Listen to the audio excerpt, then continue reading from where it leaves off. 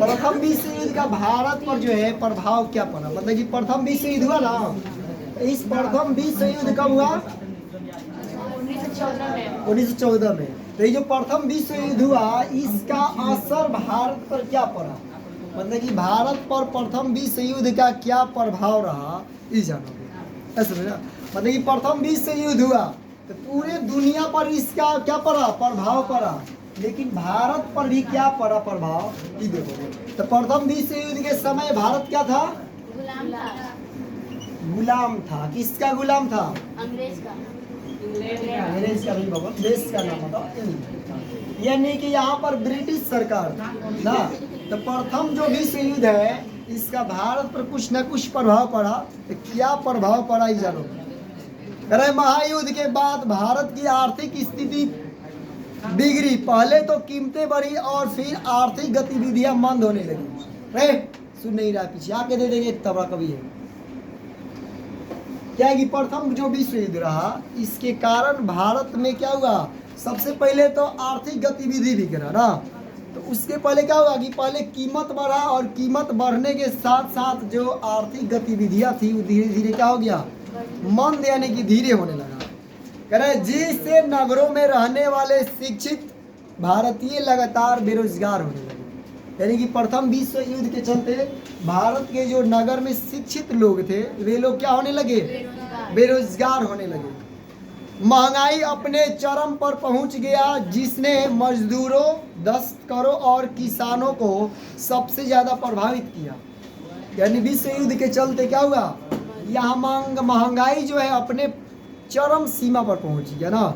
और यहाँ किसानों, मजदूर और दस्तकार जो थे, इस महंगाई से बहुत ज़्यादा प्रभावित हुआ ना। जिससे लॉकडाउन लगा ना कोरोना के चलते, तो कोरोना भी समझ जाओ कि एक आर्थिक विश्व युद्ध रहा। क्या रहा? कोरोना भी आर्थिक विश्व युद्ध रहा। उसका भी असर पूरे दुनिया में पड़ा। तो प्रथम विश्व युद्ध देखे या ना देखे, लेकिन कोरोना महामारी देखे ना, ये प्रथम विश्व युद्ध से भी खतरनाक था। लड़ा है ना, बहुत बढ़िया, हम भी लड़े हैं। तो मतलब कि ये भी क्या किया? कोरोना में भी किसान लोग, मजदूर लोग सबसे ज्यादा प्रभावित हुआ, नहीं हुआ प्रभावित? उसी तरह से प्रथम विश्व युद्ध में क्या हुआ? किसान, दस्तकार और जो मजदूर था, ये वर्ग सबसे ज्यादा प्रभावित हुआ। युद्ध के दौरान इंग्लैंड की अर्थव्यवस्था संकट से घिर गया। मतलब कि जैसे विश्व युद्ध हुआ, उस समय इंग्लैंड की अर्थव्यवस्था, यानी कि इंग्लैंड की आर्थिक स्थिति क्या होने लगा? बिगड़ने लगा। भारत में होने वाला उनका आयात रुक गया, जिसके कारण भारतीय उद्योग फले फूले थे। समझ में आया? मतलब कि आर्थिक जो कुछ भी वहां से आयात होकर के भारत आता, वो क्या हो गया? रुक गया। और उसी आयात के चलते भारत में क्या हुआ था? उद्योग थोड़ा सा और अच्छा बढ़िया हो गया था। और रुक जाने के चलते क्या हो गया? भारत का स्थिति और बिगड़ गया।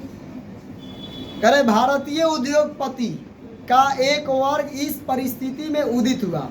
अब इसमें क्या हुआ कि जब इंग्लैंड के लोग यहाँ उद्योग करने में क्या होने लगा? असक्षम होने लगा। समझ ना? यानी कि यहाँ कर नहीं पाया। तो इस स्थिति में भारत के लोग जो है, तो भारत के लोग उद्योगपति के रूप में क्या हुए? उदित हुए। मतलब कि उत्पन्न हुआ। ये लोग अब यहाँ अपना उद्योग स्टार्ट करना शुरू किया। लेकिन जैसे युद्ध समाप्त हुआ, स्थितियां बदल गई। मतलब कि जैसे युद्ध चल रहा था, प्रथम विश्व युद्ध, उस समय भारत में इतना सारा परिवर्तन आ गया था। लेकिन जैसे युद्ध समाप्त हुआ, ये सभी परिस्थितियां क्या हो गया? बदल गया। पुनः भारत में विदेशी पूंजी का प्रभाव बढ़ा। मतलब फिर क्या हो गया? विदेशी पूंजी लगाने वाले लोग यहाँ पर आने लगे।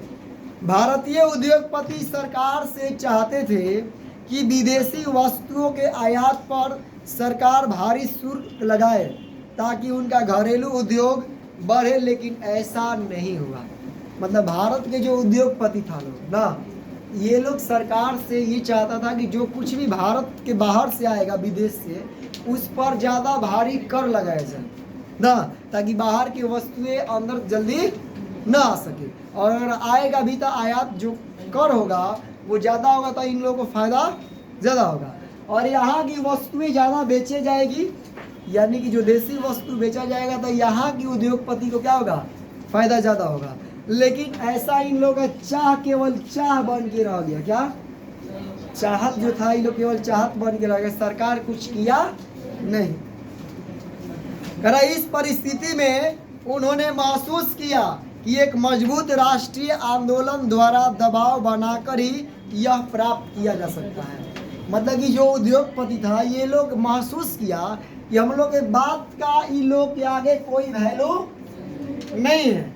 ये लोग चाहे कि आयात जो कुछ भी आ रहा है विदेशी चीजें, उस पर कर ज्यादा लगाया जाए, तो इन लोग का बात को नहीं माना, यानी सरकार जो है वो बात इन लोग की नहीं माना।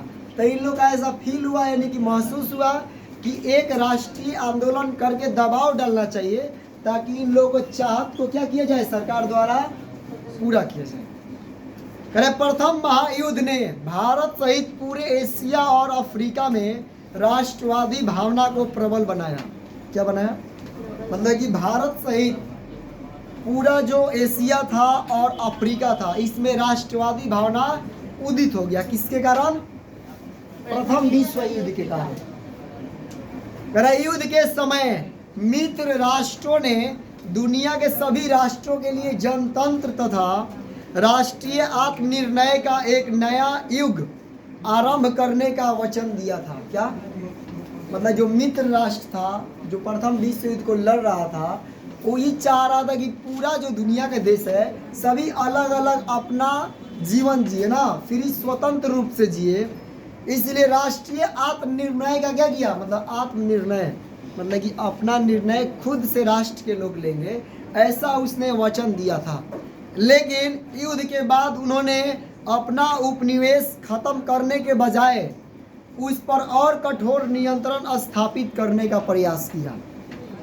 ऐसा वचन दिया लेकिन ऐसा कुछ किया नहीं। जैसे युद्ध समाप्त हुआ, वो फिर से अपना उपनिवेश खत्म नहीं किया, बल्कि उपनिवेश को और अपने कब्जा में रखने का प्रयास करने लगा और भी कठोर उन सभी पर नियम लगाना प्रारंभ कर दिया। ऐसा लेकिन भारत में इसका उदाहरण है रॉलेट एक्ट का 1919 में पारित होना। क्या इसका उदाहरण है कि 1919 में क्या किया गया? Rowlatt act. क्या जो रॉलेट एक्ट था, इस रॉलेट एक्ट को पारित किया गया, मतलब कि नया जो कानून है बनाया गया, करा जिसमें किसी भारतीय को बिना अदालत में मुकदमा चलाए जेल में बंद किया जा सकता था। अब है समझ में? मतलब इंग्लैंड भी चाहता था कि भारत पर और क्या करे, जबरदस्ती कर सके। इसलिए प्रथम विश्व युद्ध का असर ये हुआ कि 1919 में रॉलेट एक्ट पारित किया ब्रिटिश सरकार, और इस एक्ट के अनुसार ये किया कि किसी भी भारतीय को बिना अदालत में ले गए क्या किया जा सकता है? उसको गिरफ्तार और जेल में डाला जा सकता है, रखा जा सकता है। करा इसी कानून के विरोध के क्रम में 13 अप्रैल 1919 का प्रसिद्ध जालियांवाला बाग हत्याकांड हुआ और पूरे पंजाब में मार्शल लॉ लगा दिया गया, जिससे लोगों पर पाशविक अत्याचार किया गया। कैसा? मतलब कि 13 अप्रैल 1919 कब?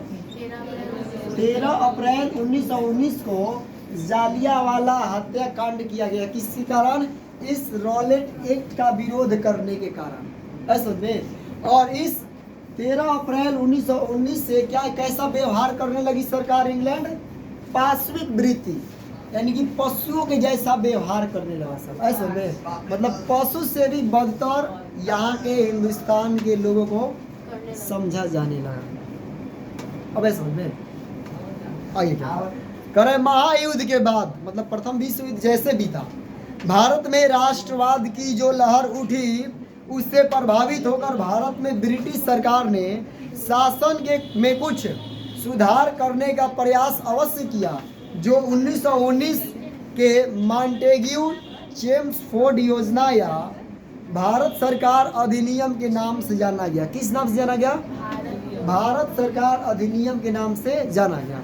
यानी कि 1919 में जो जालियांवाला बाग हत्याकांड हुआ, तो पूरे भारत के लोगों ने क्या किया? अंग्रेज सरकार का विरोध किया।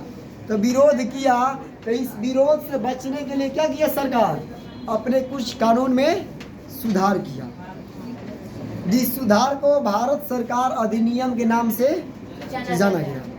अरे इस प्रस्ताव में प्रांतीय विधायी परिषदों का आकार बढ़ा दिया गया तथा निश्चित किया गया कि उनके अधिकांश सदस्य चुनकर आए। मतलब ये निश्चित किया गया कि अधिकांश जो भी सदस्य होंगे वो क्या होंगे, इस सोसाइटी से चुन करके आएंगे, उनको सदस्य बनाया जाएगा। करे केंद्र में दोनों सदनों, लेजिस्लेटिव असेंबली जो निचला सदन था, कौन सा सदन, निचले सदन में, और काउंसिल ऑफ स्टेटस यानी उच्च सदन, दो सदन बना, एक निचला सदन और एक उच्च सदन में सदस्यों की संख्या बढ़ाई गई, मगर भारतीय राष्ट्रवादी इन मामूली छूटों से बहुत आगे बढ़ चुके थे। मतलब जो भारतीय लोग थे इन सभी छूट से क्या हो गए थे, आगे बढ़ चुके थे। मतलब ये छोटे छोटे लालच में, छोटे छोटे उन लोगों को लालच देने में और छूट देने के भरोसे अब भारतीय लोग नहीं था, इन सभी सोच से आगे बढ़ चुके थे। करे राजनीति की छाया मात्र में संतुष्ट होने वाले नहीं थे। ये राजनीति है तो राजनीति का केवल छाया दिखा देना, तो केवल छाया मात्र से अब यहाँ के लोग संतुष्ट होने वाले नहीं थे। अतः वे लोग निर्णायक रूप से संघर्ष के लिए मानसिक रूप से तैयार हो गए। मतलब मानसिक रूप से क्या हो गए थे, ये अब क्या करना है, संघर्ष करना है, आंदोलन करना, इसलिए तैयार हो गए थे।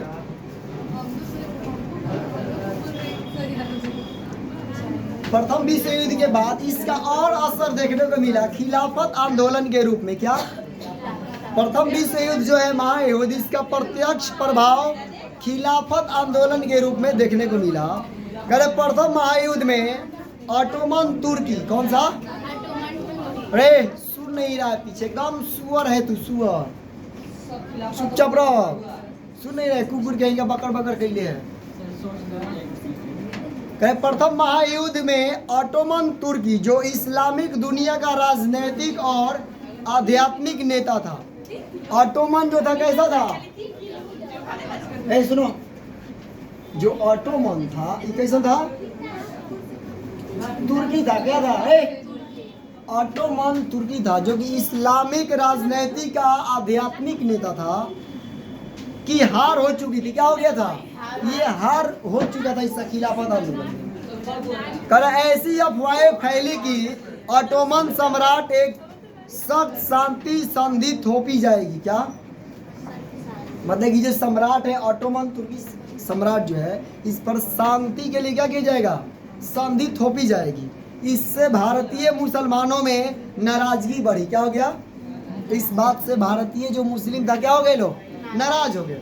करे उधर 1916 में लीग कांग्रेस समझौता जो लखनऊ समझौता के नाम से जाना गया, किस नाम से, लीग कांग्रेस समझौता को लखनऊ समझौता के नाम से जाना जाता है, जो कि 1916 में हुआ, ने मुसलमानों और हिंदुओं के लिए साझी राजनीतिक जमीन पहले ही तैयार कर दिया गया था। क्या कर दिया गया था, जमीन पहले ही तैयार कर दिया गया था।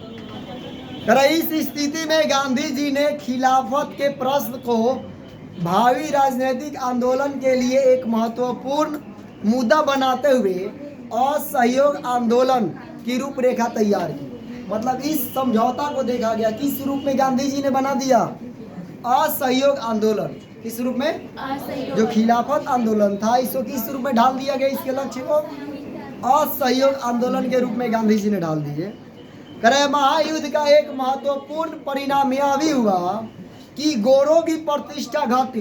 क्या हो गया, प्रथम जो विश्व युद्ध हुआ, सुनो, प्रथम विश्व युद्ध का सबसे महत्वपूर्ण घटना कि जो गोरे लोग थे यानी कि इंग्लैंड वाला, ब्रिटिश, उन सभी का जो प्रतिष्ठा था वो क्या हो गया, घटा।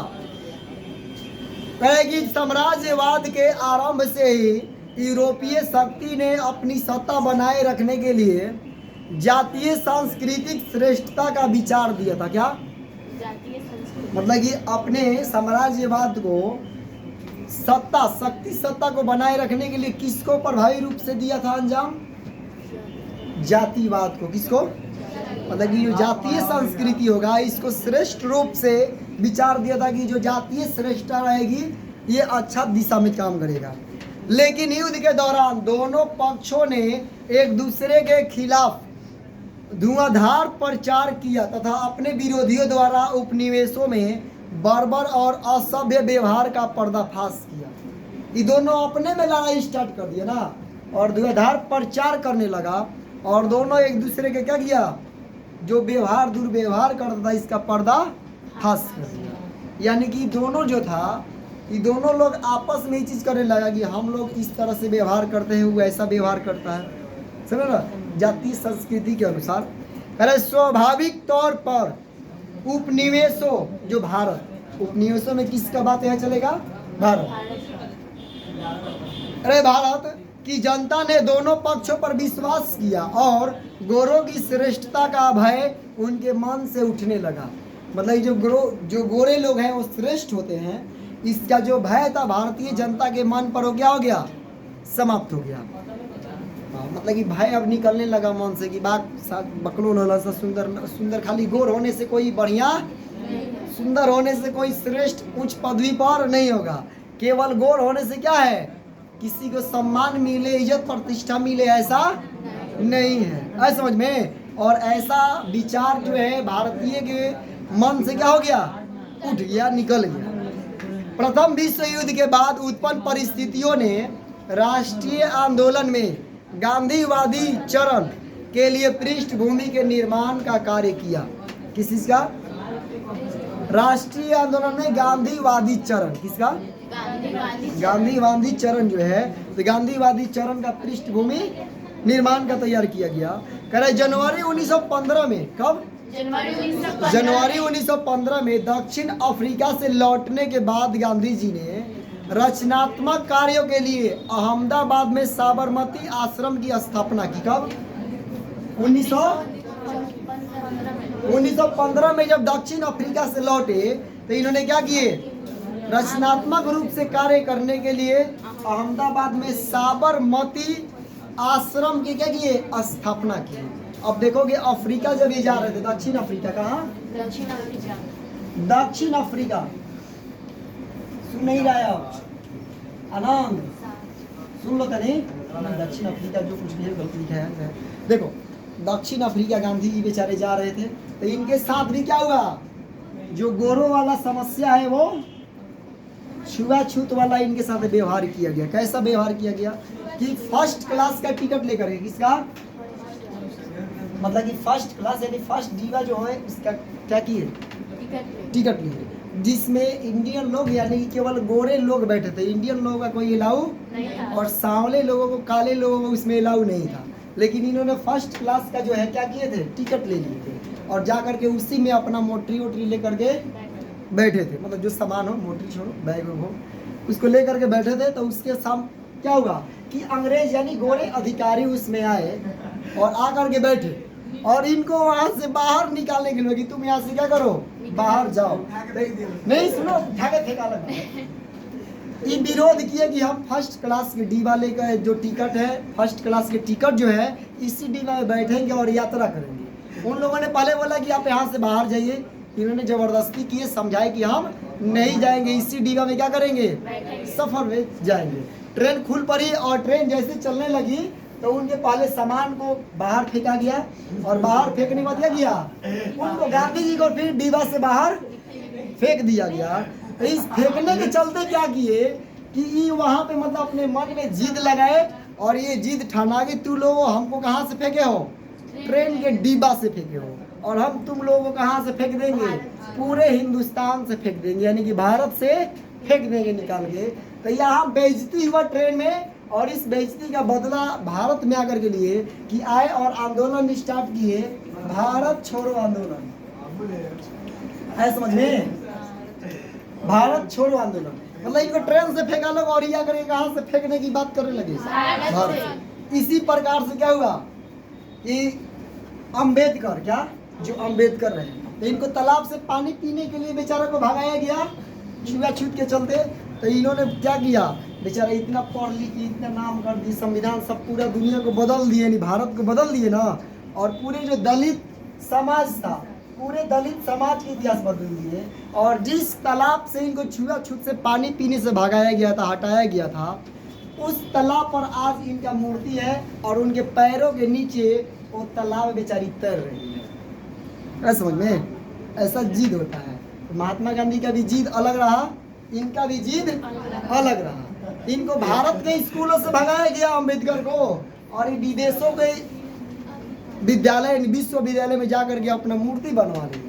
ऐसा समझ में कितना मेहनत संघर्ष किए, अनुमान लगा सकता है। सुनो आगे, आगे क्या है कि चंपारण एवं खेरा में कृषक आंदोलन और अहमदाबाद में श्रमिक आंदोलन के नेतृत्व प्रदान कर गांधी जी ने प्रभावशाली राजनेता के रूप में अपनी राष्ट्रीय पहचान बनाई। मतलब कि इन्होंने चंपारण जो है, चंपारण सत्याग्रह हुआ ना अपने बिहार में, तो यहाँ भी आए और अहमदाबाद में भी श्रमिक आंदोलन किए, और इन आंदोलनों के चलते क्या हो गए, फेमस हो गए। मतलब कि पूरे राष्ट्रीय पहचान बना लिए। करेगी प्रथम विश्व युद्ध के अंतिम दौर में इन्होंने कांग्रेस, होम रूल एवं मुस्लिम लीग के नेताओं के साथ भी घनिष्ठ संबंध स्थापित किए। मतलब कि कांग्रेस नेताओं के साथ भी ना, कांग्रेस, होम रूल और मुस्लिम लीग के नेता के साथ क्या किए, अपनी घनिष्ठ मतलब कि नजदीकी संबंध बना लिए। ब्रिटिश सरकार की उत्पीड़नकारी नीतियों एवं रॉलेट एक्ट के विरोध में इन्होंने सत्याग्रह की शुरुआत की। यानी गांधी जी ने सत्याग्रह की शुरुआत क्यों किया, उत्पीड़न नीति और रॉलेट एक्ट के विरोध के चलते। अब समझ में